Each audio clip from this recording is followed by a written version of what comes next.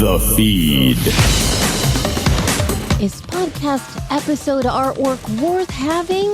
The importance of podcast episode numbering and an update on how Apple Podcast handles episode numbers. Apple improving podcast discovery, and it has to do with subcategories and charts. The addition of a new tab for languages, microphone shipping process to your guests, what chapter marks are good for, commentary on Spotify, Harry and Meghan, and celebrity podcasts. And of course, geographic and user agent stats. Hello, I'm Elsie Escobar, Director of Community and Content for Libsyn, and this is episode 246 of The Feed, the official Libsyn podcast, the podcast that takes it beyond how to podcast into keeping you podcasting, with podcasting tips and information for the everyday podcaster and taking you inside Libsyn. Now, this show is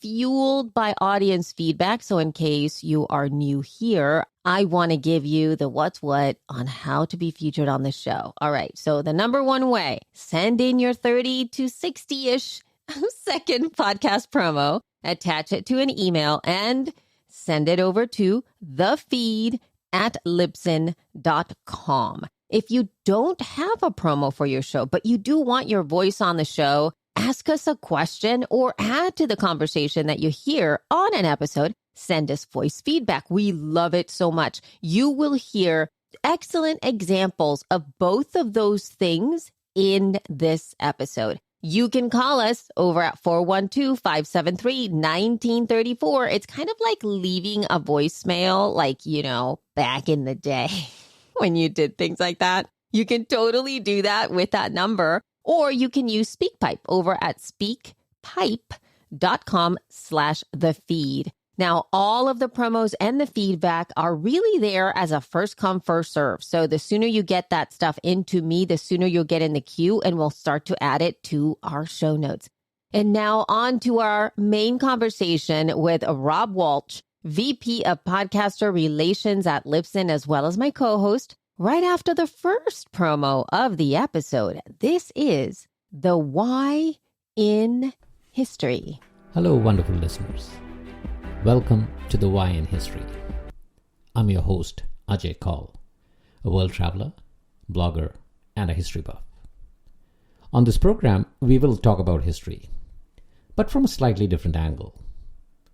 The study of history from the perspective of the where, when, and the how is fascinating. But it takes on a different turn when you start exploring the why.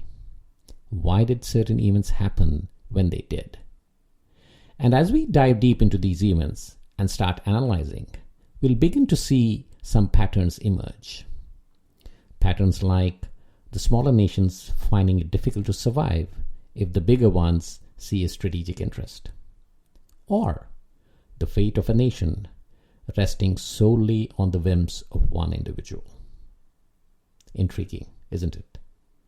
So here is to a wonderful engagement as we go through time and analyze history. Happy listening. Hello, Rob. Good generic time of the day, Elsie. Oh, yes, generically earlier. Earlier than we normally do on a week where you've got to be exhausted. Yes, I'm a little bit exhausted. And it's been nonstop raining. So it's every time I look out the window, there's never been a change. It's just raining and cloudy and dark. This is day number 4. I'm like, where's the sunshine? Yeah, we just had that weather that you're having. We had it come through here and it was rainy and rainy and rainy for multiple days. And today I have to cut out an hour early and mow my yard because my yard is starting to look like the yard where the neighbors go, when is he going to mow his yard? Oh, no, I know. Yeah, right. Don't they are there yard cutters? I don't even like lawnmowers that are sort of like, you know, those little vacuum robot cleaners, like vacuum cleaners, a little robot vacuum cleaner. But even though it's been raining so much, I didn't want to get out there and rip the yard up. So I had to wait. This is true. Well, I'm glad that you're going to be able to do that. But now on to the show. Here we go with our first little thing. I just want to share a little bit of feedback that we got on the feed newsletter. If you didn't know, there is a newsletter for the feed, the official Libsyn podcast. I send it out in the off week. So we record 1 week, it goes live. And then the following week, I send a little newsletter. It's super easy to digest. I tend to write a paragraph, maybe 2 paragraphs at the top, real quick read. And then at the bottom, it's really a copy and paste of our show notes with all of the reference links, with all of the bullet points, and ways to subscribe in case you don't, or follow the show in case you don't already. So I got a little bit of feedback because I asked for it. Wait a second. So this newsletter isn't just about a reminder for me to start working on the show notes for next episode. This is actually for other people? Okay. I know, right? It serves as a reminder. Actually, you know what? I think it serves as a reminder for people too that they might have missed listening to an episode, right? And then the newsletter comes out, and then you go, "Oh yeah, I forgot to listen to the last episode of the." Like, that's great, right? That's a good thing. Anyway, it could be a reminder, but I got this little bit of feedback. Here we go. Quote, I usually listen within a day or so of the episode coming out. In the past, I haven't always read this newsletter if I already listened. However, a few weeks ago, you mentioned somewhere, maybe even here, about your personal intro before the show notes, and I've read every one since then. Perhaps you should mention that on the show and maybe on the She podcast, although that maybe is where I heard it. I love your snippets and insights you share now that I read them, end quote. Yay. And I believe that's from Cheryl. Thank you so much, Cheryl. I love listening to that, but because again, it's a real short hit of information, insight that I'm having at the moment when I share that in. It's not anything heavy. It's not, it's kind of a little bit on the lighthearted nature of it. But yeah, so there will be a link. There is always a link in the show notes of how to subscribe to the newsletter. And that's a great way for you to have direct access to me and to Rob, because I'm Rob by proxy. So you can always email or reply to the email newsletter and comment on episodes just from reading it. So, all right, moving on to another email. Hey, Elsie and Rob, loving the feed. It's my go-to show for podcasting news. I've been with Libsyn since I started podcasting in 2009 and never had any regrets. It's a great host. Yay. Oh, thank you. That's awesome. Question. I recently got an email from Apple saying that episode artwork will be available in iOS 17. I get the importance of artwork, but how important is it to spend the extra time creating episode-specific artwork? Thanks, guys. And this is from Tim. Okay, so Tim, first, let's read an email Apple sent to Libsyn about episode artwork that they wanted us to share with podcasters. So I'll read here. Quote, I'm writing to share how episode art appears in Apple Podcasts app and provide some best practices to share with podcasters when provided episode art appears on. By the way, this is per iOS 17, right? Episode pages displayed front and center and with show art displayed underneath it. On the show pages, it's displayed alongside the title and description for each episode. Under Now Playing, it appears as the main art with show art displayed in a new section underneath it. On the lock screen, the episode artwork is displayed in the media control section. Tap to expand the art to full screen. In Control Center, push Control Center to access detailed media controls, including a podcast's art.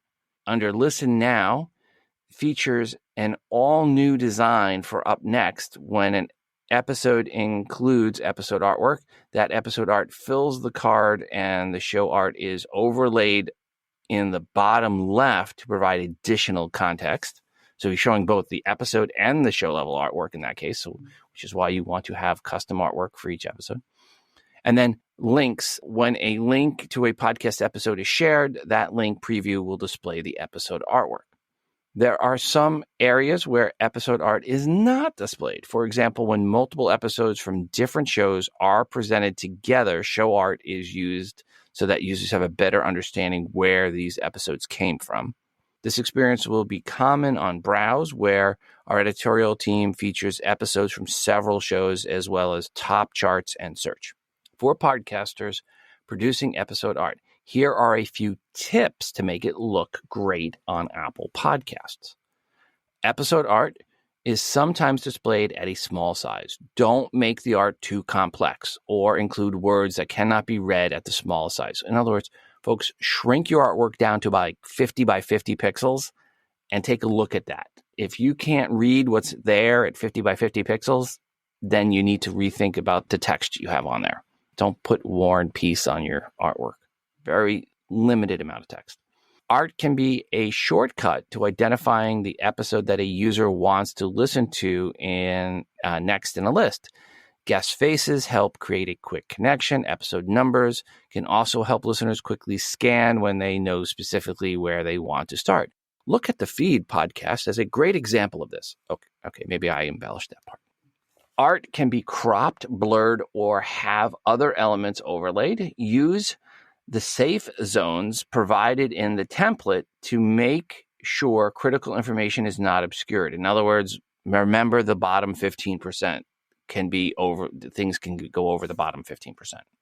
Avoid duplicating your art across all episodes. Not having episode art is better than having the same image across all episodes, unquote. So that's from Apple. So I want to thank Apple for that info. Now, Tim, back to your question. Remember, Apple Podcasts represents well over 50% of all podcasts consumption. So yes, episode artwork is very important, starting with iOS 17. That said, we've been highly recommending episode artwork for a long time. Other reasons for episode artwork for each episode is YouTube. If you are using our feature to publish to YouTube, if you have custom episode artwork, when we create that video for you, for YouTube, it looks much better for your playlist on YouTube when each thumbnail is unique per each episode. Amazon Music is another reason for custom artwork. It has always done a great job showing episode artwork. And then there are other apps out there that do a good job with episode artwork. But Apple Podcasts, YouTube, and Amazon Music, if you want your show to look the best on those little platforms, then make sure you have unique artwork for each episode. Thoughts? Any additional comments? I think that one of the questions that he has there that he said, is it worth the time, right? So extra time creating episode specific artwork. And I can tell you that the biggest investment in putting episode artwork out there is the initial iteration of what it's going to be for your show, right? So there are best practices to make sure that you don't waste your time or that it takes too long and adds more to getting an episode out. So one of the things that you need to pay attention to is maybe using a tool like Canva, which is where we, for the feed, have the episode artwork. And in Canva, you can create templates very easily. There are some templates already that exist for podcasts, meaning you don't have to really pay attention too much to the specs, but I will tell you when you do have to pay attention to them.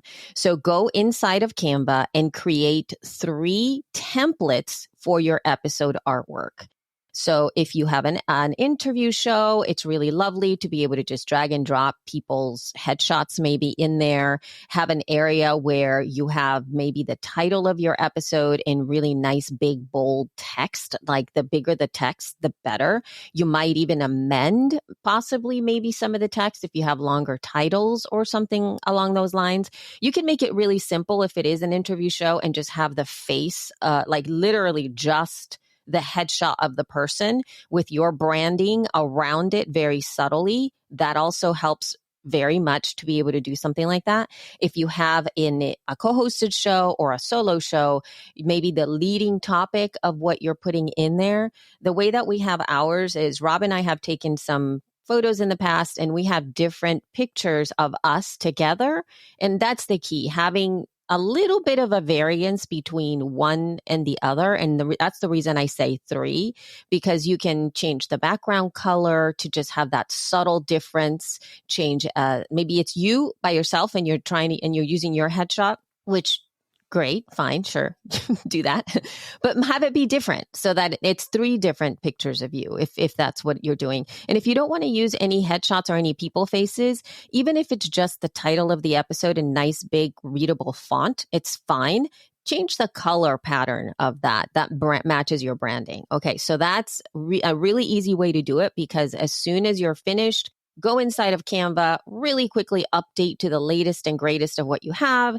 And then when you export, and this is where you have to just pay attention, when you export from Canva, just make sure that you choose JPEG and you make it a little bit less in quote quality. There's like a little knobby thing that you move to like highest quality all the way to lowest quality. I would say you put it in below the 50%, and that shrinks down the size of the file when you export it, because remember, your artwork needs to be under 500 kilobytes. And you can actually see the export size, like an estimated export size within Canva too, if you just bring it down. Export that puppy out, put it into your platforms and whatnot, and you'll be set. And then you can also use that episode artwork to market it in other places. Like we use it in our newsletter, right? So we put that in the newsletter as well. You can definitely see the cover of that. It's easy for your audience to quickly look at your go and go, oh yeah, I have to listen to that episode. They'll go inside of the podcast app, and then they're going to be able to see, oh, this is the one that I saw on social. This is the one that they sent in the newsletter. They're able to pick it. So those are some reasons why, and a little bit of workflow. You don't have to use Canva. I have found that to be the most helpful for me. But as long as you use a template that you can easily just drag and drop elements or update elements within, you're set. It's not going to take very long at all. And you can just upload it towards in the episode as easy as you can. It's really not that big of a deal. So I hope that that's helpful to you and it answers questions. If anybody else has any other questions, please send them over. And also, we integrate with Canva. Crazy, right? Right within the Libsyn Vibe interface. I'm actually going to drop a link in our show notes for a video that we have. We have a YouTube video on this topic. So what you're saying is, if you set this all up, and because we integrate with Canva, for Tim, it's almost like no extra time. Almost. There are some caveats to that integration, but again, you've got to understand the use of templates, and that's really key here. And if you don't care about templates and you really just want to create something different every single time, then this is actually the best. Like the Canva integration is fantastic. Then you can just do it and then come up with something real quick. The specs are there and boom, you're done. And it's super. I know, Rob, for your show, for Today in iOS, when you were doing that, you were adding, when other people were sending you, episode artwork, if you will, you would feature that. And it was super different. Like every artwork wasn't created by you, it was created by your audience. So it looked very different. So there's nothing wrong with also having something not look absolutely 100% branded. It really just depends on what you are using it and how much you care about that, and play around as long as the specs stay right? So it doesn't matter what it looks like, really, as long as you're happy and it's working for you. But the specs do need to be on point. I have a feeling we're going to be saying in future episodes, go back to episode 246, because I have a feeling this question is going to come up more and more as we get to iOS 17, especially when iOS 17 comes out. We're going to go back to episode 246 and listen to us talk about the importance of artwork. So Tim, thank you for the question. And Apple, thank you for the information about why it's going to be important. And, speaking about episode numbers, we had this one come up a couple of episodes ago and a few episodes ago now. And I wanted to wait until after iOS 17 was announced and I talked to Apple. So if you're with Apple, you may want to skip ahead about 10, 15 minutes into the episode so you don't hear what I'm about to say. Oh, no. Okay. Can you read the email and I will give my response here? Okay, so here's the email quote. Hi, Rob. One, I'm getting complaints from listeners that the Apple Podcast app no longer shows episode numbers. Below is how I usually set up the show. I understand that I need to get the number into the Apple Podcast title slot. Is there a way to automate this change? Unquote. Because you can't see what he had, but he was putting the episode number in the episode field. But anyway, it looks like Apple changed how things work. And I did confirm this. If your show is set up as episodic, which roughly 95% of shows are set up as episodic, episode numbers no longer show up in most places in Apple Podcasts. So let me repeat that. If your show is episodic, episode numbers no longer show up in most places in Apple Podcasts, and that's not changing in iOS 17. That is a change that was made in iOS 16, and that's going to continue on to iOS 17, I am told. It is only shows for serial shows where the episode numbers show up everywhere. This is a problem for shows like ours and many, many others that reference episode numbers. I know Apple will say that episode numbers in the artwork is going to be there, and you can put it there in iOS 17, and you should put the episode number in the artwork. Yeah, I agree with that, but that does not help for those that are sight impaired. By putting the episode number in your Apple episode title, not just the main title, but your Apple episode title, right at the beginning of the title, it makes it easier for those that are sight impaired to find the right episode when they're using VoiceOver.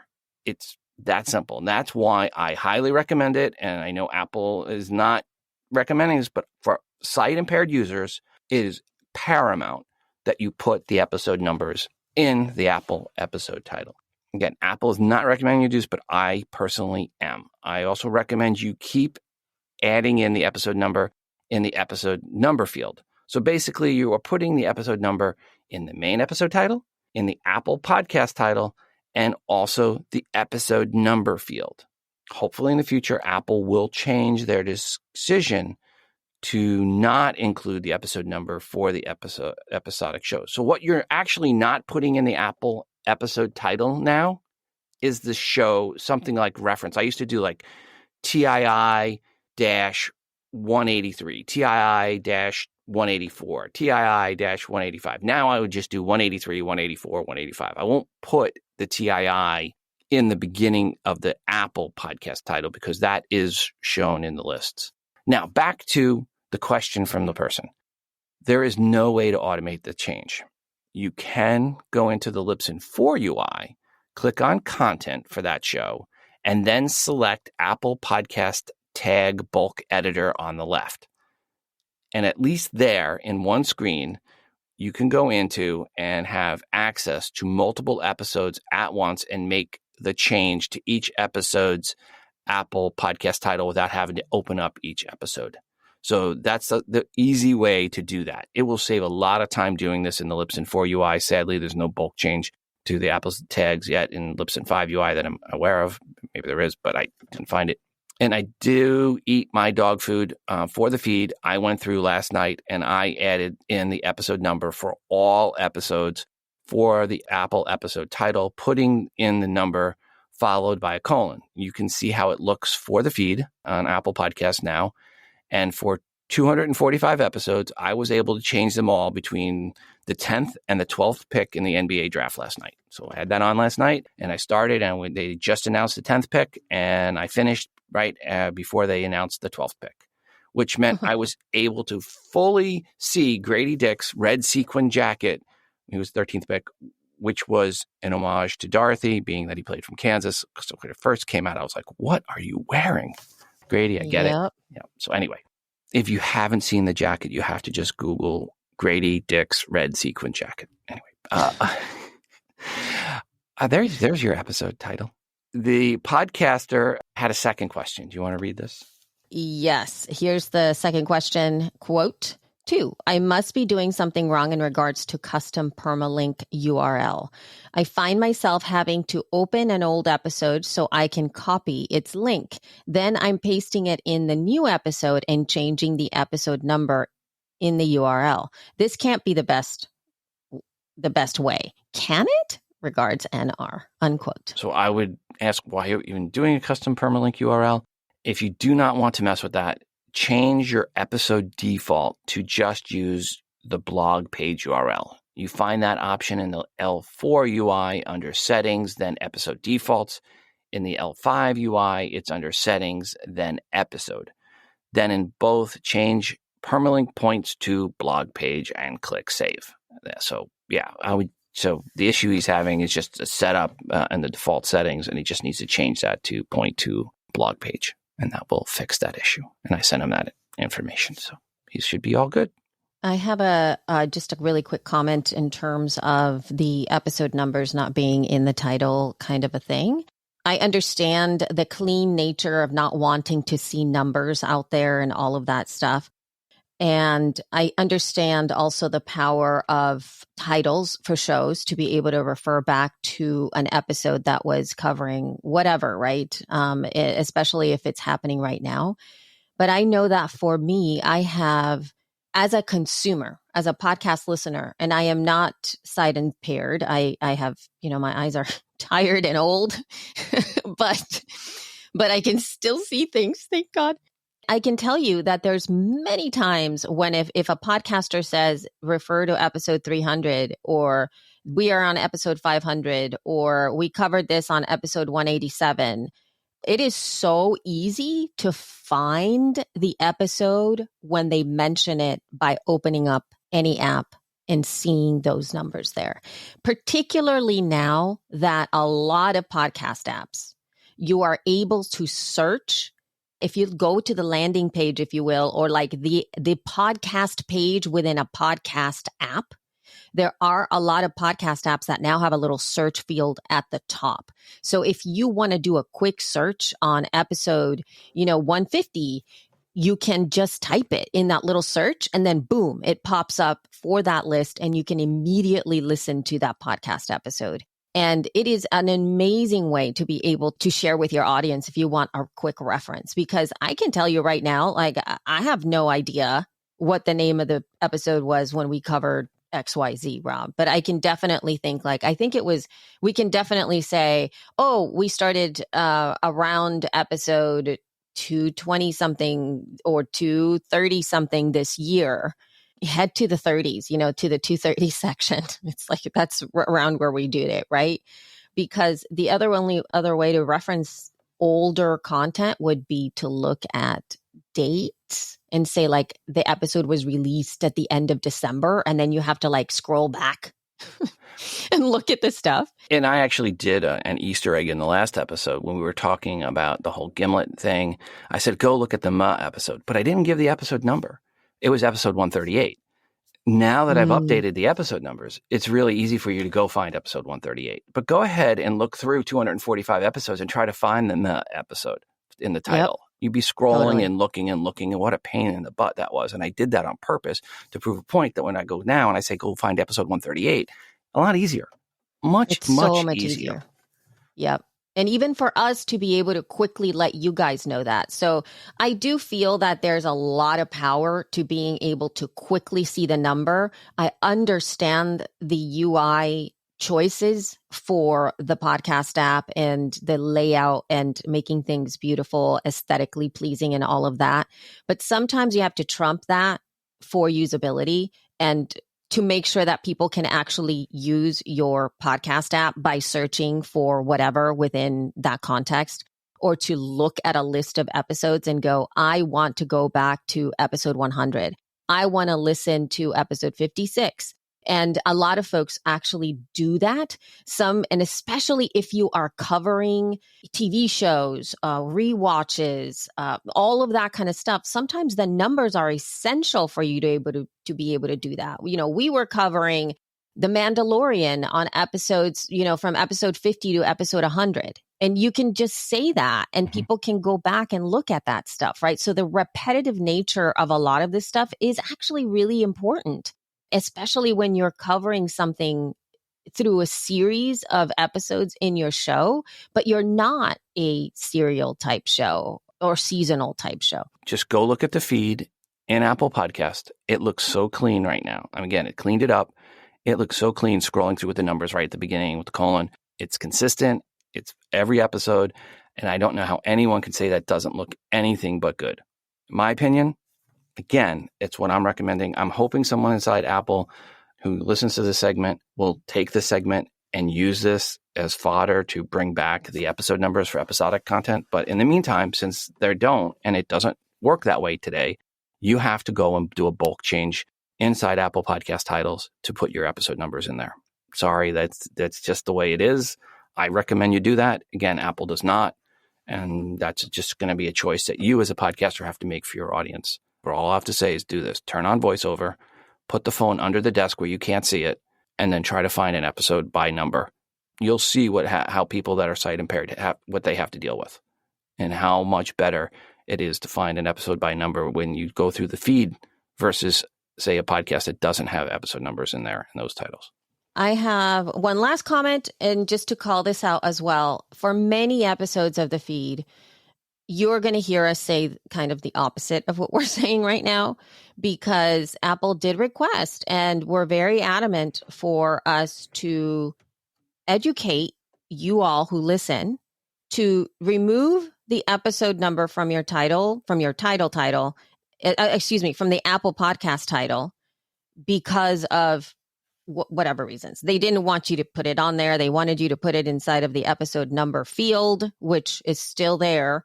But, and then we were told that episode number field is going to populate inside of the podcast app, and hence we followed what they offered. And so this is a little bit different than what we've been saying prior per Apple's request. Well, that's because they changed how it worked. Correct. And so they have changed how it worked. Personally, at least for myself, I always try to say, this is what Apple would like you to do. And then these are the other options. And this is what I feel is the most beneficial. And then you get an opportunity to make your own choices. So Rob has presented a very strong case for visually impaired folks trying to navigate looking for your podcast episodes. And I'm advocating for the plain old listener, especially from your back catalog, and somebody who decides they want to consume a very specific episode of yours that you mention on a show, or when you want to bring awareness to one of your most favorite episodes. I was just listening back to my yoga podcasts just because I was preparing for teaching yoga at She Podcasts Live Virtual. And I was just getting the vibe again of my life back then. And I can very easily say, oh my gosh, my class on episode 81 was really great. Class 81 was a really amazing class. If you want to practice with me that way, please go find it. Mm-hmm. And I thought, wow, how easy is it for me to do that than say like, oh, it's a level this and that. This is the title of the. No, just go to class 81. Episode 81 was such a great class. I covered that on episode 54. I taught this in that class. Go do it, because that's an evergreen. My Elsie's Yoga class is an evergreen podcast. So if somebody asks me, where should I start with your show? I can go, oh, start with episode this or this, right? And those are my classes that I can easily share. Anyway, let's move forward. Oh my God, that's a lot. So actually, we have more Apple news. And Apple actually had a little news for podcasters and listeners that came out on June 20th from Apple. Quote, Apple improves podcast discovery by elevating 9 subcategories and charts, unquote. This has to do with the search tab in Apple Podcast. If you tap on search, the tabs below the search bar have been updated. The tiles or tabs, whatever you want to, I think Apple calls them tabs. They look like tiles. This is not about adding any new categories or subcategories to choose for your show.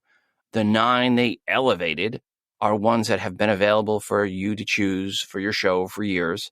It is just now they are moved up into the search screen, and they are mental health, relationships, self-improvement, personal journals, entrepreneurship, documentary, parenting, which I guess is under politics, books, and language and learning. Did you really just say that? You said that. I heard you. You said that. I know it. They also had a tab for languages, or tile for languages, where you can find curated recommendations for podcasts in different languages. And I thought this was really good because in the old days with Apple, iTunes, it was really easy to change your language. Good luck trying to do that now in the Apple Podcast app. So if you're bilingual and you want to go find podcasts in a different language, you're here in the US, let's just read what Apple had to say. Sure. Quote, listeners in the US, UK, Canada, and Australia can also now explore podcasts by language to more easily find podcasts in their native language. Podcast by language features recommendations for some of the most popular languages in these markets, with support for over 20 languages, including English, Spanish, French, German, Italian, Japanese, Chinese, and Korean. For example, a U.S. listener can easily explore podcasts in Arabic, Chinese, French, and Spanish, while a U.K. listener can explore podcasts in Dutch, Italian, and Portuguese. Select markets will feature an additional podcasts in English destination. Creators can specify the language for their podcast using Apple Podcast Connect or via RSS using their hosting provider, unquote. And this is where I want to point out that last part there. Select markets will feature additional podcasts in English destination. So before in other markets, English podcast, i.e. people listening to this, most likely your podcast, was not as readily available. This will make it a little bit easier for people to find English podcasts, your podcast, in other languages. But conversely, if you are here in the US, again, if you are someone in the US and you are bilingual and this is not where you grew up and your native language is one of the ones that was just mentioned, it now makes it easier for you to find podcasts in your native language to listen to, for you to chill and relax. So anyway, it's a nice feature that Apple added. I'm really glad to see it because, again, it was easier in iTunes. You just go down to the bottom right and you could switch the country you were in and it would switch the whole store around to that language that you wanted it to be.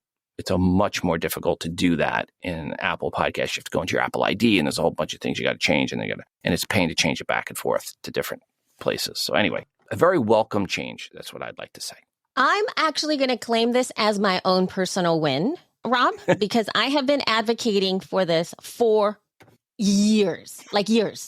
And I really wish that I could go back to maybe recordings that I've done, particularly interviews that I've done, panels that I've been on. The Latino Podcast Listener Report is one of the biggest reasons why, the advocacy for other languages and that data coming out and pushing this very specific conversation with as many people as would listen, especially for me, when I was thinking I cannot even find Spanish content. How are we supposed to grow our audiences if you can't even search for that market? And being able to have that report to really display the amount of folks that are listening to content in different languages, it's seminal for being able to do this. So I'm claiming it as me because I started the conversation way back. Well, congratulations.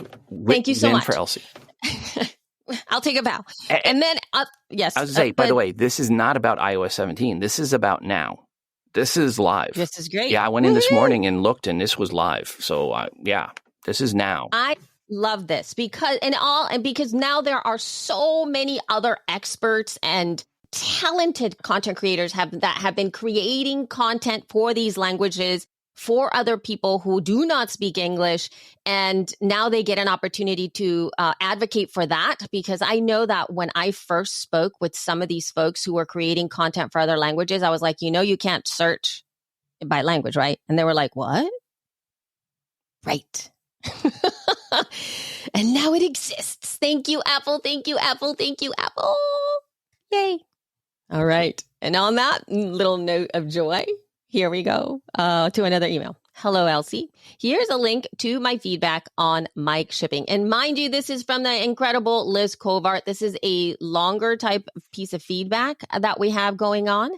But it's worth your time, and especially for folks who want to really invest in having that audio quality. So here we go. Take it away, Liz. Good generic time of the day, Elsie and Rob. This is Liz Covart of Ben Franklin's World, and I'm responding to the shout out I received in the last episode to talk about how we ship mics to guests.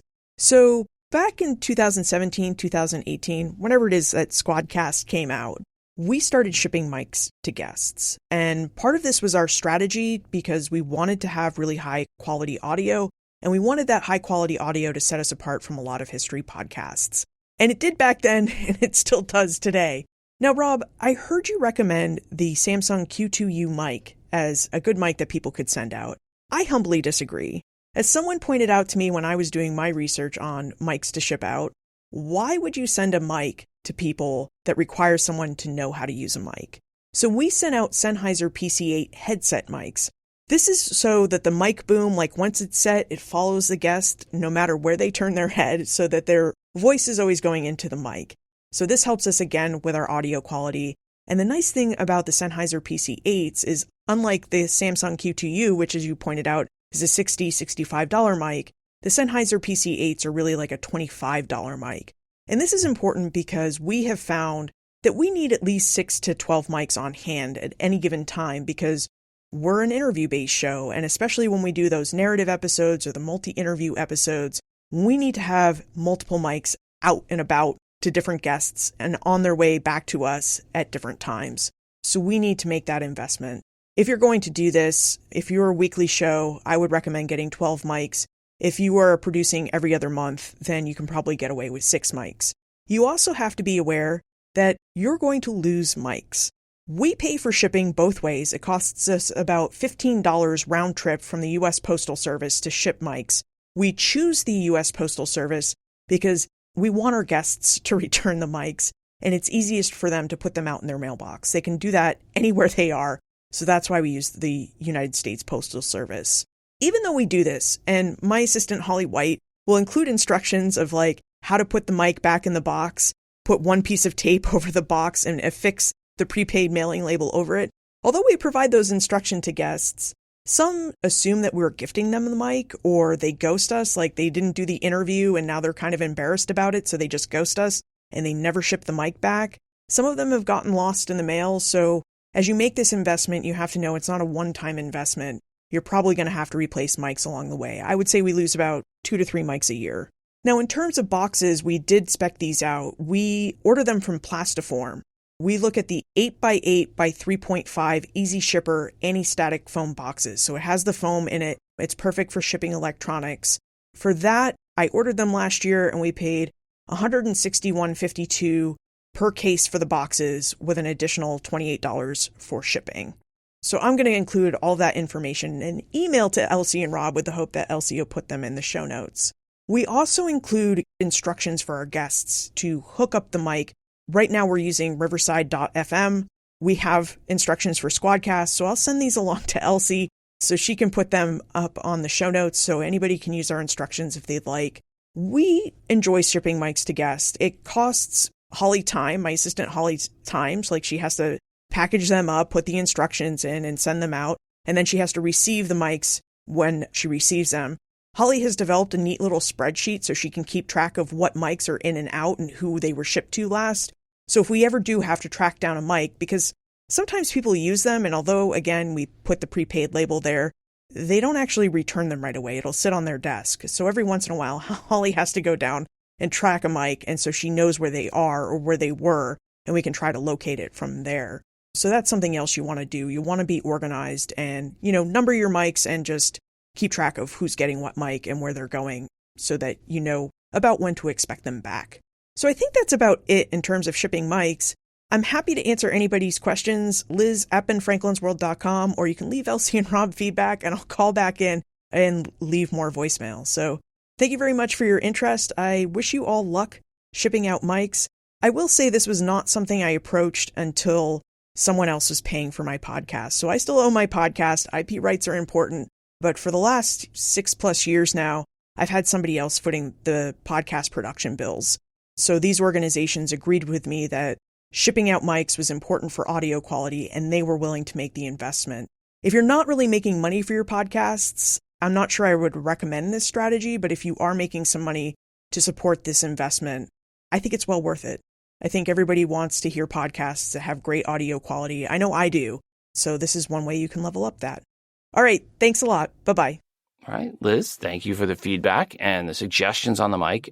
As it is an 1/8-inch plug and not USB, I do wonder which laptops do not support the mic input on the 1/8-inch input. If a laptop has 2 1/8-inch inputs, one for headphones and one for mic, they would need an adapter. Hopefully they would already have that adapter. Other issues that I'm concerned about with 1/8-inch headphones is the plug over time tends to fray or have connection issues as the plug gets pulled in and out, or someone drops a laptop on the plug on the corner. One of the TRRS connections can break or become intermittent, and then get that staticky sound from older ones. So you should definitely be checking these headphones before you send them out to guests, especially if it's one previously sent to a guest.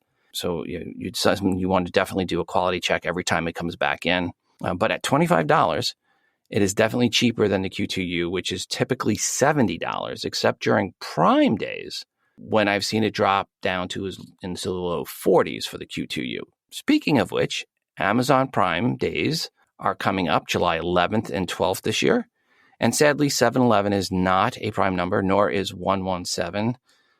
So neither in the US or Europe, Prime Day is actually not a prime number. Just disappointing. They had picked July 9th, then 709 is a prime number. All right. They really need to get some Rob, they will never number do nerds. what you want. They will never do what They you do want. not have number nerds in Amazon marketing. I'm just saying that. And I've said that every year. And every year I get disappointed when I hear the date and I go and run and I ask Siri if it's a prime number. And Siri goes, "That is not a prime number." I'm like, Oh my God. Really? I'm very sorry. Now I got to get on the feed and show my number nerdness and complain about it. But again, I just want to shout out Liz again for sending that feedback. I thought that was very good, very thorough. And she's really thought it out. And again, I guess another thing too is this is a lighter, send, meaning the Q2U is a heavier microphone. It's a bulkier kind of box and whatnot. This is a headset thingy-majigger that you're sending over, and it kind of, so yeah, that Sennheiser PC8 looks like something that you can definitely send out. Thank you, Liz. We've missed you. We've missed hearing your voice on the show. So thanks for reaching back out. All right. And so now we are getting to our the second promo of the episode, Grounded in Maine.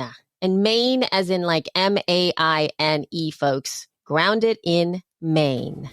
Hi there, my name is Amy Fagan, and I want to talk for just a second about my sustainability podcast called Grounded in Maine Podcast. I'm passionate about sustainability, and I'm dedicated to promoting its importance through this weekly podcast. I'm a student of life, and I love learning about people's stories. Do you have a story about sustainability?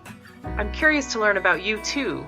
Please follow me on Instagram at Grounded in Maine Podcast, and find my podcast wherever you listen. All right. Yay! All right. So we have a little bit of feedback. Here we go. Quote, trailers were a big topic at She Podcast Live Virtual. Question, is there a way to keep my general show, not a special episode, trailer at the top of the episode lists when people are looking for new podcasts? I'm guessing it's something to do with the trailer/bonus buttons and episode numbers.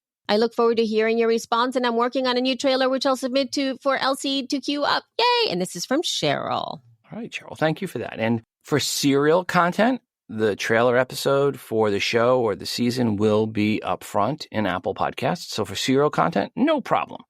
For episodic content, not so much.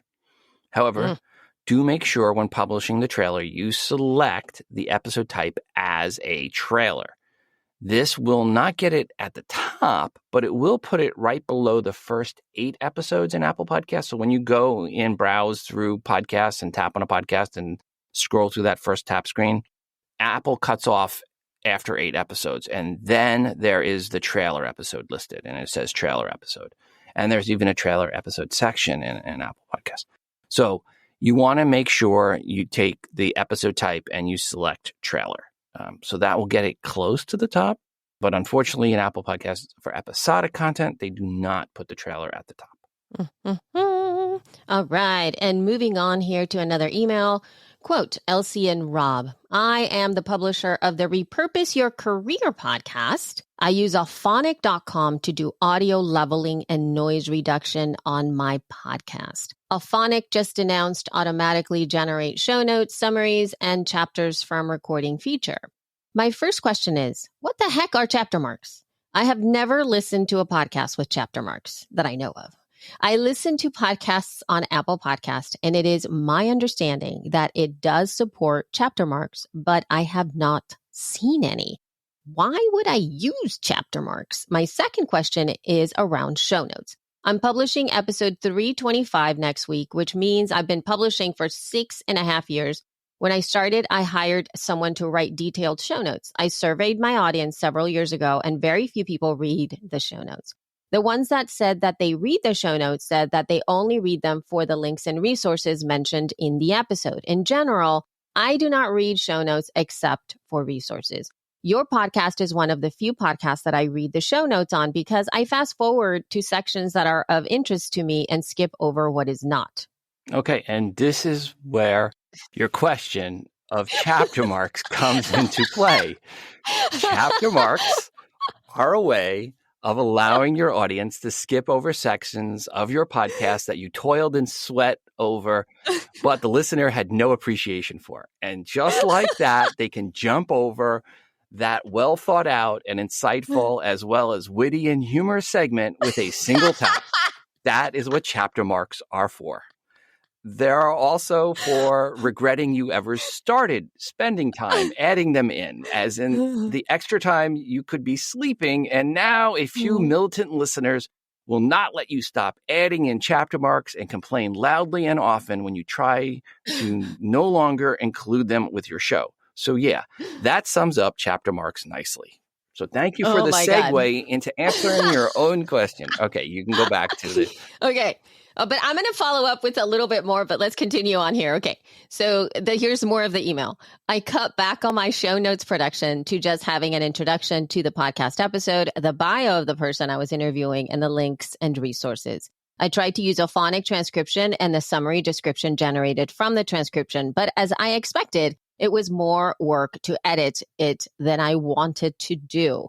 I've always heard that SEO is not how people discover podcasts. What am I missing here? And this is from Mark, Repurpose Your Career podcast from Career Pivot. All right. So do you want to talk about chapter marks or you want me to talk about SEO? Let's go ahead and let me really quickly talk about chapter marks for Mark. So Mark, obviously, we were very humorous in bringing that to your attention. And now in the show notes, you can see the time codes, right? So time codes are almost exactly what chapter marks are like. With the time codes, you can look through our show notes, whether you're consuming them on the website or not, and be able to play the play button inside of the player, like on the website, let's say, or maybe on a podcast player, you open it up and you like scroll to what I say, start here at 15 minutes. You can use your little finger to move it and then you can start listening. Great. Now, chapter marks, instead of you using your finger, there's a little sort of move forward play button, usually located either within the artwork portion. There's like a little tiny triangle, like less than minus, less than minus whatever, those little marks on the sides. Or you can do that from the player itself, or you can tap it and it automatically goes to the next section. So whenever you see the time codes, every time code is a chapter mark. So you can tap it and it just moves forward. Same thing happens inside of YouTube. Now that we're, putting this stuff on YouTube, the chapter marks that I have in there, in quote, the time codes, they're translated into chapter marks inside of YouTube. So if you look at the show description inside of our YouTube video and you just tap on the time code, it actually jumps to that section inside of the show. So it actually helps you do what you're already doing instead of with your finger. And here's the other fun part. Let's say you want to go back. You're like, oh, I really want to go back to the other part or listen to it again. You just have to press back just one thing and you'll go all the way back. So it is a really, really wonderful way to do it. That's why I love chapter marks. And it's also really great for sharing specific segments of your show, even from directly in either Apple Podcasts or Overcast or any of those things. I believe they support sharing directly from a time code as well as YouTube videos. So all of that stuff is incredibly helpful. I may be wrong about Apple Podcasts, so please school me if that's not the case. But hey, go ahead, do your SEO. All right. So per SEO, I know there's a few people going, no, SEO is discovery. But anyway, That is what the transcription is really for. You put it out as a post on your blog. While some will make the transcription the show notes, that is not where it's best used. It's better to create a blog post that does not go into your main RSS feed and put the transcription for the episode there in hopes of getting some SEO love from Google. You can do this easily in Libsyn 4 UI. You can do a text-only post in Libsyn 4 UI. Eventually, that'll be in Libsyn 5. But you can do that in the Libsyn 4 UI where you have this blog post. And by the way, Libsyn websites get great SEO. Per how effective show notes are in bringing in listeners, that's another debate altogether. And I don't want to get into that here because I could take up a whole episode. But I will just say for some shows, it helps. For others, maybe not. Either way, if you do put out your transcription on its own page, the biggest mistake people make is not putting a player with that episode at the top. I've seen this multiple times. I don't get it. People go through all the time to do this SEO stuff, and then they don't put the player at the top of the page. Put the player at the top of the page so when someone finds the page, they can click play. Also, not putting in buttons to subscribe to the podcast right below the player for Apple Podcasts, Spotify, Google Podcasts, Overcast, and other top aggregator apps. What are you thinking? You're wasting all this SEO work and not getting the return that you're hoping for, right? So after all, if the SEO does work for you, once someone lands on your page, you need to make it, 1, easy for them to listen to that episode, and 2, easy to subscribe, follow your podcast on the aggregator app of their choice. The point is, make it easy for people to consume the content once they find your podcast and make it easy for them to subscribe, follow. So there. I'm not going to add anything because I could also talk about this all day, every day. So hopefully this will help you. And if anybody has any other questions around all of this, or maybe you want our thoughts, maybe on every episode, we'll drop a little something about our thoughts around show notes and SEO. Send us some feedback over to the feed at Libsyn.com and ask us questions, and we will continue talking about it. So a new podcast launching this week. It is called Blah, Blah, Blah with Katie Sackhoff. Yes, that is correct. The actress behind Starbuck, Bo-Katan, live and animated, Poison Ivy, animated, and so many other live and voice appearances, is going to have her own podcast. Woohoo! And actually, here's a promo. Hey, everyone. This is Blah, Blah, Blah, the podcast feed with Katie Sackhoff and my friend... Me, Christian Harloff. Hey, man, I'm excited to be here. Thanks, Katie. This is our first intro to sit down and be like, hey, guys, we're here. This is a podcast. Come find us. Blah, blah, blah, blah, blah. Nice. See, by the way, we talked about that. Katie put out this video explaining that we were doing a podcast and that she was excited to do it and the real conversation that she was going to have. And we went back and forth on this title. People love the title, by the way. Do they? Blah, blah, blah? They love it. And love it not too. only that, I say blah, blah, blah all the time. You do. And I hate to do this, guys, but we're going to have to run because we have a guest that just showed up. So we've got to go actually make an episode. Yes. So come back here. Subscribe to this feed if you haven't done it already. Yeah, do it. Find us wherever podcasts are. I don't know where you're listening or whatever, but hello, welcome. We'll be here every week. What a cool way to be interrupted on this thing. All right, we'll see you soon. This is it. This is just Bye. The intro. Bye. Very excited. The nerds in my family are very excited. My son, huge Star Wars fan, and he's seen every episode of Clone Wars and Rebels, and she was there as the voice in that. And then, of course, she was in Mandalorian this last season. She was really the focus, really, of the last season. But anyway, very excited to have that. And I've talked with people that have talked with Katie personally, podcasters, and she's been really, really generous with her time for podcasters. So it's great to see that she now has her own podcast, and it's hosted with us and launching this week. So definitely check that one out. Fantastic. Love, love, love that. Okay. And now moving on to a little story. Yeah. So, Bill, Oh my God. So Bill Simmons from The Ringer, that was then acquired by Spotify, and is at Spotify and head of content there. And he had some choice words for Prince Harry and Meghan, calling them expletive grifters.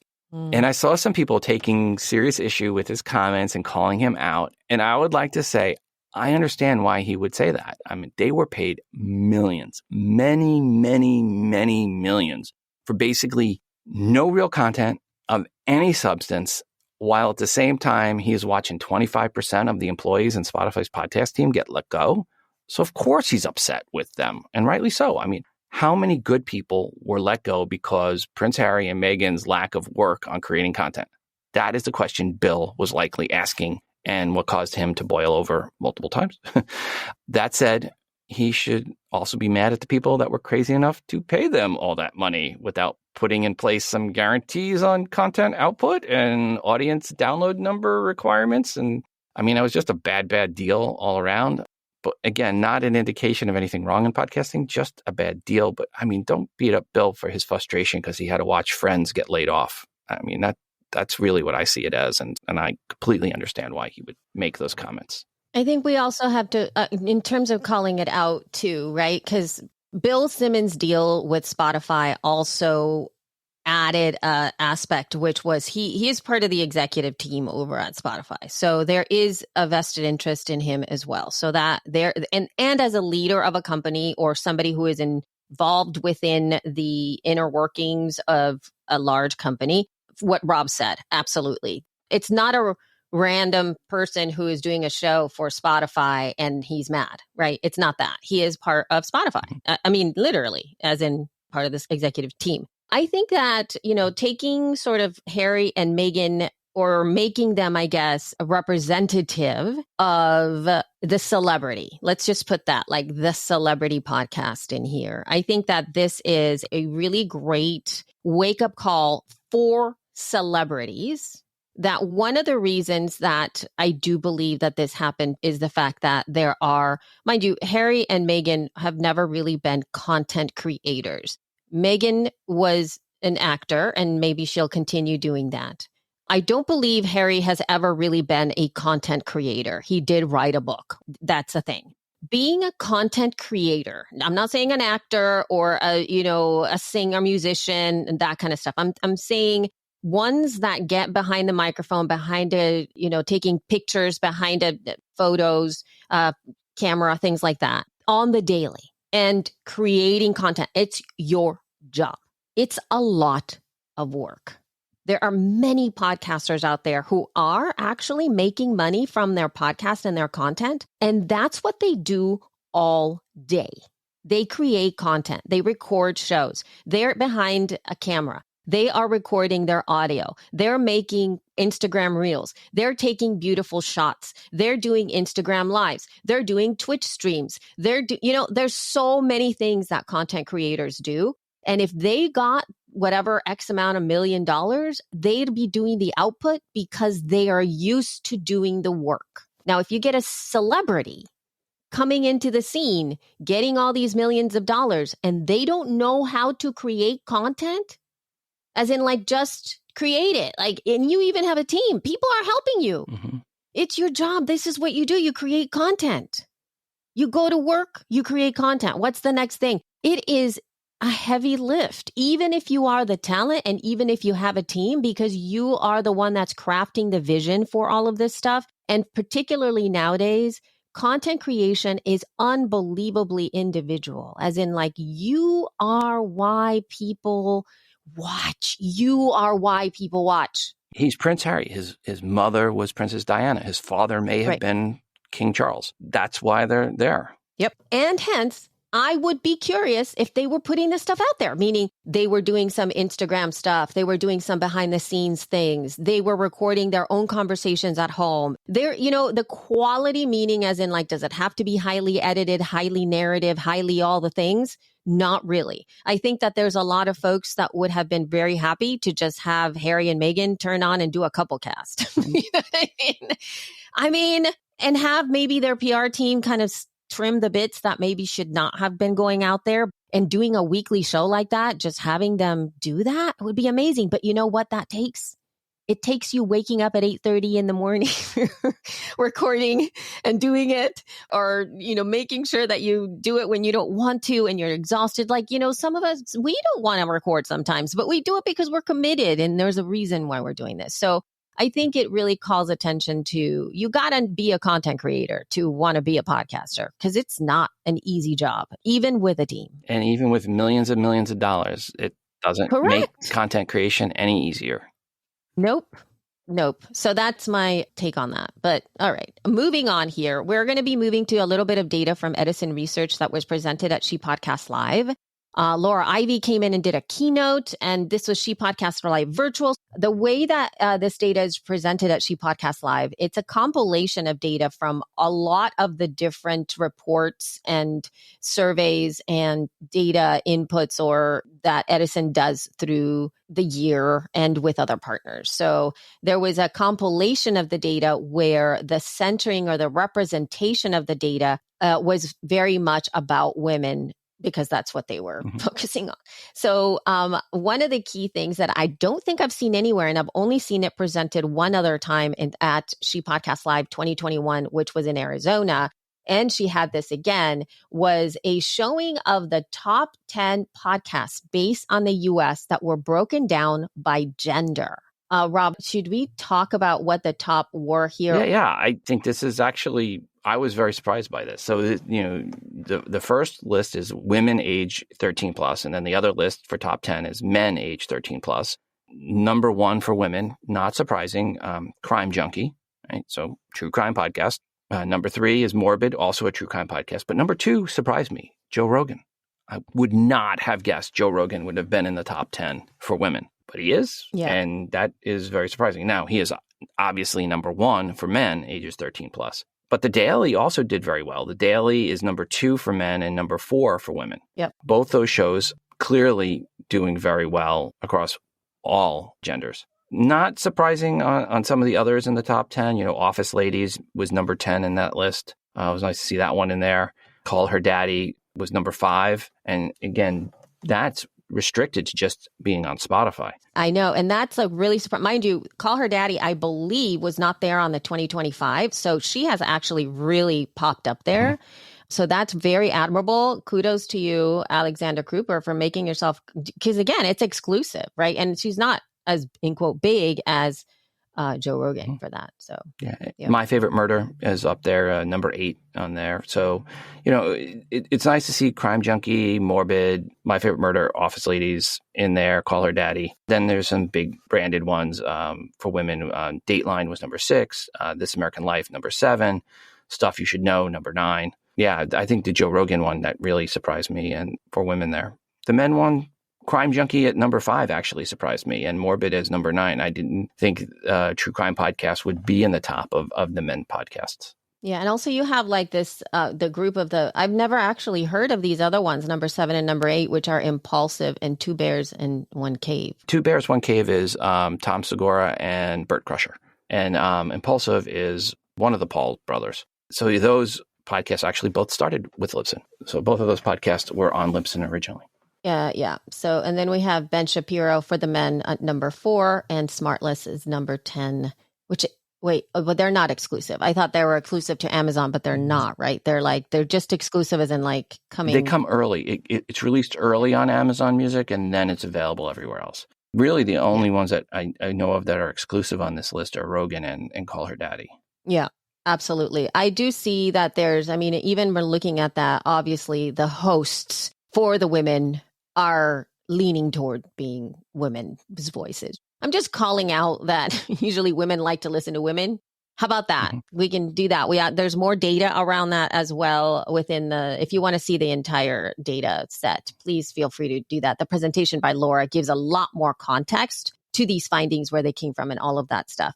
Just to say that these are the top 10 podcasts based on US reach. Okay, so it's very specific, but it was really eye-opening also for us to look at and see that Joe Rogan is number 2. Just because that really speaks to the size of the volume, right, of listenership to the Rogan show, right, in terms of the expansiveness of what that does for both sides. And it's to the same thing, Crime Junkie, right? Crime Junkie has that same sort of appeal, which you're talking about as well, that you were thinking oh my gosh, I didn't know that it would fall into the men, but being under number 5 slot for men 13 plus, that's a lot. Yeah. Right? So we have in the top 10 for men, there, at least from what I can, at this top side, women led, it would be Crime Junkie and Morbid. That's something to note, that there are some women's voices in the top 10 for men as well. Anyway, if you want any more of this information, please sign up for the She Podcast Live virtual ticket, and you'll be able to see very specifically, particularly for you, if you happen to be a woman podcaster, to see the data, to look at it from this perspective. There's a lot of really interesting stuff. Coming in here just for a quick little update. I mentioned that the virtual ticket for She Podcast Live was still available. Maybe by the time you read this, it will be. If it is, it will be in the show notes. But if it's not, it's because it's not available. So I want to make sure that I'm clear about that. There may or may not be availability to get the She Podcast virtual tickets. Sorry about that.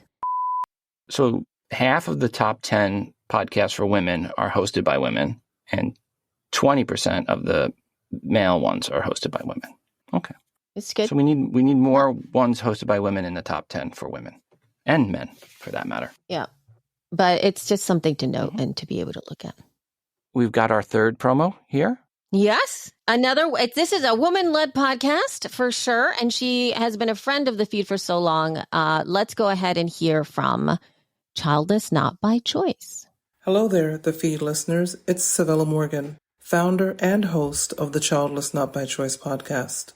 Well, July 2023 will mark 8 years of podcasting to, for, and about the Childless Not by Choice experience. I've cried as I've watched episodes go up in flames due to tech issues, changed my mind about certain guests, and pinched myself when other guests said yes.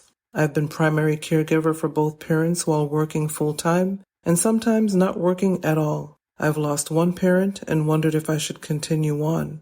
I've heard from listeners who were at the end of their rope until they heard my podcast. And I responded to people who took great risk in reaching out to me. I am humbled. Thank you so much to the feed for everything you do, because you are a big part of how I do things. Thanks to all of the Childless Not by Choice listeners. And if you haven't listened yet, now's as good a time as any. To 8 more years. Cheers. Savella, thank you so much for sending in the recording, and congrats on 8 years of podcasting, and good luck with the next 8 years. Yes, congrats, Savella. It's been such a pleasure to see you grow so much, and for you to be so transparent about, again, podcasting is not easy, Harry and Meghan. Not. You gotta really want it. Okay. Go ahead, Rob. It is your time to take it to stats. All right. So first up is country breakdown for May per downloads geographically from all sources. US was 64%, 5.4% for Canada, UK at 5%, Australia at 3.7%, Germany at 2.5%, Sweden at 1.6%. That's everybody over 1%. Those others rounding out the top 20 in order are Japan, Spain, Mexico, India, France, Netherlands, Brazil, Denmark, New Zealand, Iran, South Africa, Colombia, Ireland, and Switzerland. We had the same top 20 for May as we had in April. But between May and April, those with changes greater than 0.2% was the US, moving down to 64 from 64.3. So barely, just 0.3% drop, not much. Of course, check your stats and see how you measure up to these numbers for May. And now for user agent part of stats. For May, across all shows globally hosting on Libsyn and Libsyn Pro for IAB stats, mobile downloads were at 92.85% of all downloads going directly to a mobile device. That is down a smidge from April's 92.87%. Basically the same. Computer downloads were also basically unchanged at 6.86%. Home voice attendants plus set-top boxes, i.e. Alexa and those things, 0.29% in May. iOS to Android ratio in May was 5.5 to 1. That's down a smidge from April's 5.6 to 1. And then mobile aggregator apps not from Spotify or from Apple in May were 10.56% for all downloads, and that's up a smidge from 10.21 in April. And the big dog in aggregator apps is still Apple, with Apple Podcasts app and iTunes and the Apple ecosystem coming in at 65.5% of all downloads in May. Number 2 for May was Spotify with 15.8%. Number 3 was Google Podcasts at 2.3%, Overcast at 1.6%, and that was everyone over 1%. Those under 1% in order: Pocket Cast, Castbox, Stitcher, iHeartRadio, Podbean, the podcast app, Amazon Music, and Podcast Addict. That gets us to now everything from this point below is 0.2% or lower. And now we go Player FM, Podcast Republic, Downcast, AntennaPod, Rezo, Evox, TuneIn Radio, Pandora, Deezer, Podimo, Fountain, Samsung Podcasts, Castro, iCatcher, Podkicker, Mixerbox, RSS Radio, and Podcast Guru. And then many, many more that come under 0.02% and don't really warrant mention yet. Again, those were based on IAB numbers. Now, outside of aggregator apps, there were browsers. Chrome was 3.2%, Safari came in at 1.3%, Mozilla 0.5%, and Firefox at 0.3%. Overall, all browsers combined were just around 5.5% of downloads. Once again, if you see a show with over 10,000 downloads a month combined, and more than, say, 10% is from browsers, you might want to really question some of the things going on with that show. Typically speaking, the higher the total number of downloads for a show, the lower the percentage is for, or should be, for browsers. Typically speaking, that's what we see. Just a sanity check before you trust somebody's numbers or even question your own numbers. All right. And where have we been? Well, let us say I was at She Podcast Live Virtual, like I mentioned before, and it was an amazing, amazing event all the way around. It was really, really, the caliber of the speakers is incredible, really. And I'm not just saying that because I was part of it. Because I had to sit there and watch everybody's presentations. And it was so good. We had the Copyright Alliance for the very first time presenting to podcasters. You can find those guys over at copyrightalliance.org, I believe is the website. And they broke down fair use, copyright, and everything that is it. They were really astounding. Both of them were counsel that have worked and have a lot of experience. So just even that alone, I mean, I'm telling you, the amount of information that was there it was so great. So that's where I have been. I'm going to keep it at that. And there's a couple of new YouTube videos to check out. Actually, Rob, I believe by the time this goes live, if not already, the very first time we're going to be sharing a snippet from episode 245, where we talk about iOS 17. So this is going to be a test post of me introducing a segment for episode 245, which is all about iOS 17 and what we're expecting. And so I'm on camera for like a few seconds at the beginning, few seconds at the end, and the middle part is audiogram of a piece of our show. So we'll see how that does. Mm-hmm. But we're going to be putting that out there in case anybody wants to reference back to all of the things that Apple just released about iOS 17. So I'll put a link in the show notes if it's already out. And where are we going, Rob? Where have I been and where I'm going is kind of from my perspective, recording is where I'm going. And by the time you hear this, it's where have I been? And that's this weekend in Nashville, Christopher Titus is in doing a comedy show, and he was generous enough to get me and my wife tickets to his comedy show. So I will be going to the Christopher Titus event at the Zanies Comedy Club. So I'm going to go see his set at Zanies. So I'm excited. I haven't really been out to comedy clubs since I've moved here to Nashville. So I need to get back going to the comedy clubs again. And I saw Christopher was coming in, and he was generous enough to get me and my wife tickets. So I'm looking forward for taking the wife out on a date. And I don't know if she knows what she's in for yet, but if you haven't checked out Christopher Titus's podcast, it's really good. So please do. Podcast Movement in Denver, August 21st to 24th. Need to buy my tickets, airplane tickets. I got to get that taken care of. Time to get your tickets, folks. I'll be speaking. More information about that coming up. We have a few other places going in 2023. We'll mention those as we get closer. Folks, check your calendars, block off those dates in August for Podcast Movement. And if you're looking for a job in podcasting, make sure you go to podcastingjobs.com. As of the end of here, or the middle of June, end of June, we had 5 openings listed there.